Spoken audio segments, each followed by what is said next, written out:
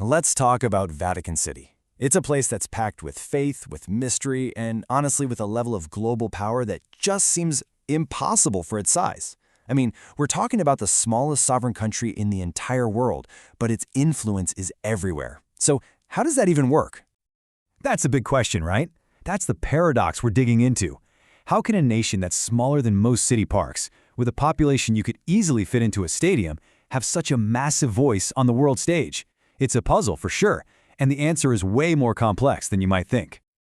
So, to really get to the bottom of this, we have to understand a super important distinction. It's the absolute key to figuring out how the Vatican really operates. Okay, now this is where it all starts to click. Think of it like a computer. On one side, you have Vatican City-State. That's the hardware. It's the actual physical 109-acre piece of land, the buildings, the gardens, all of it. But on the other side, you've got the Holy See. That's the software. That's the ancient sovereign government of the entire Catholic Church all around the world. The physical state basically exists for one reason: to make sure the government, the Holy See, can operate freely, letting the Pope lead over 1 billion Catholics without being a citizen or subject of any other country. Now, this whole setup, this two-part system, it wasn't just some clever idea someone dreamed up one day. No way. It was forged over nearly 2,000 years of history, conflict, and some pretty incredible diplomacy. Let's take a quick look at how we got here. I mean, this timeline tells a pretty wild story. You see the papacy go from being a massive landowner, with the Pope ruling like a king over the papal states for 1,000 years, to losing everything when Italy becomes a unified country. And for almost 60 years, the Pope was basically a self-declared prisoner in the Vatican. The Lateran Treaty in 1929 was this genius solution: create a tiny, independent country just big enough to guarantee the Holy See could act on the world stage without any political interference. So, that's the history. But how does this totally unique entity actually use its influence today? Well, it relies on a set of institutions that are unlike any other government on Earth. The engine room, so to speak, is the Roman Curia. And get this, it's the oldest continuously functioning administrative body in the world. This is the Church's central government. You've got the Secretariat of State, which is kind of like the Prime Minister's office and the Foreign Ministry all rolled into one. You've got powerful dicasteries watching over doctrine. And then you have these fascinating, almost medieval-sounding bodies, like the Apostolic Penitentiary, a top-level court that deals with matters of the soul.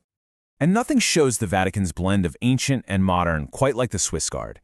You see them in those colorful, kind of puffy Renaissance uniforms, and you think it's all for show. But don't let the outfits fool you. These guys are a highly trained, modern security force, skilled in everything from firearms to counterterrorism. Their one job? Protecting the Pope. So what about the money? This number, $92 million, was essentially the seed money for the modern Vatican. It was the financial settlement Italy paid the Holy See back in 1929 to compensate for the loss of the Papal States. And that gave this brand new microstate the financial independence it needed to get started. But, you know, whenever you've got centuries of power and that much money, you're also going to get a whole lot of speculation, controversy, and a reputation for secrecy. So let's try to peel back a few of those layers.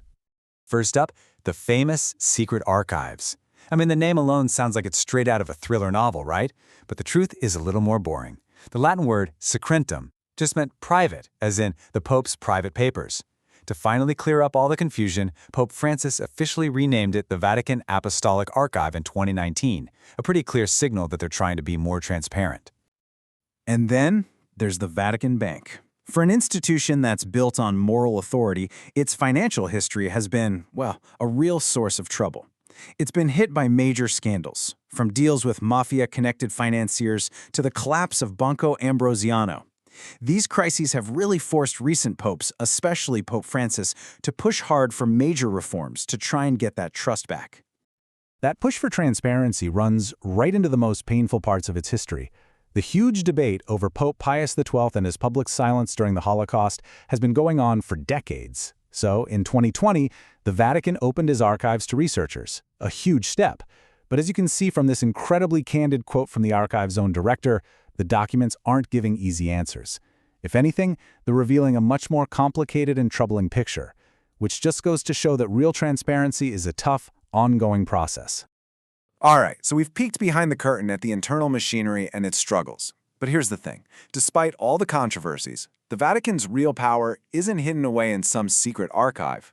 It's in how it projects its voice onto the global stage. And honestly, this is just mind-blowing. The Holy See has formal diplomatic relations with 183 nations. That's a network on par with global superpowers like the United States. And this soft power isn't just for show. The Vatican has a long track record of successful international mediation, like when it stepped in and prevented a war between Argentina and Chile over the Beagle Channel back in the 80s.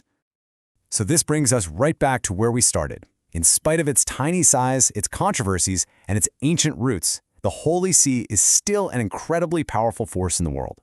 And that leads us to one last really important question about its place in our modern world. So what do you think?